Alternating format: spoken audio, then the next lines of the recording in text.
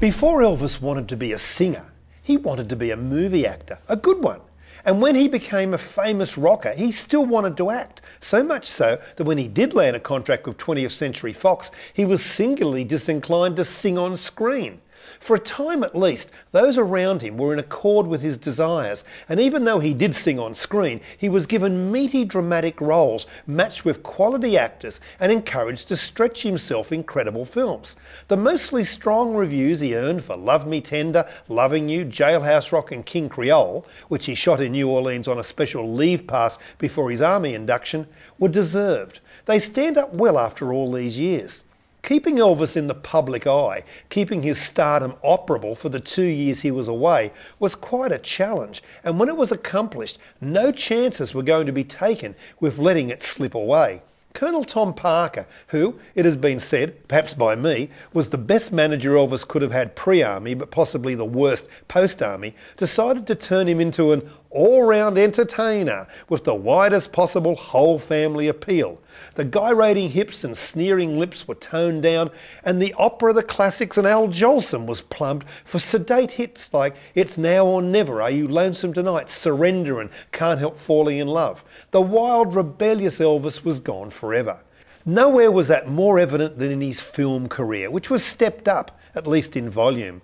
By the mid-60s, he was, with few exceptions, not placed alongside seasoned and stylish actors like Walter Matthau, Dean Jones and Vic Morrow, but surrounded by models, beach bunnies and central casting pretty young things.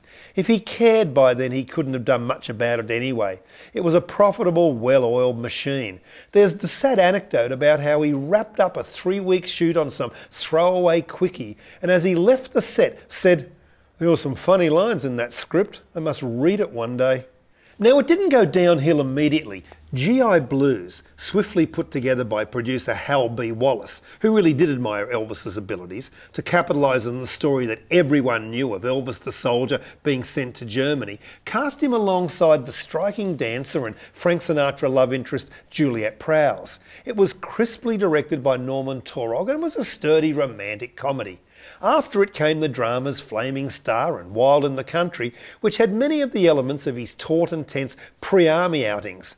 But when Blue Hawaii with a ukulele strumming Elvis did huge business in 1961, the die was cast for cheery, cheesy, lightweight outings. The fierce determination on his part to become a serious, respected actor got trampled in the rush to make the wretched likes of Paradise Hawaiian Style, Tickle Me, Harum Scarum and Clam Bake. Occasionally there would be a spark, as there was with Anne Margaret in Viva Las Vegas, but there'd be no more King Creoles. So GI Blues is a bridging film, its main worth being the touches of recent actuality. Certainly, having played the role for real for 2 years, he exhibits a confidence and ease about being back in uniform as Tulsa McLean. Some of the old crew turn up. You get to see the Jordanaires, guitarist Scotty Moore and drummer DJ Fontana. The soundtrack, which no longer had the great Jerry Lieber and Mike Stoller at the helm, is much more pleasant pop than rock, with a fairly snappy title song and Frankfurt Special, Pocketful of Rainbows, Did You Ever, and the German traditional folk song adapted by Bert Kaempfert, the man who first recorded the Beatles, Wooden Heart. That was the only hit from the film, and even then not in America, at least for Elvis.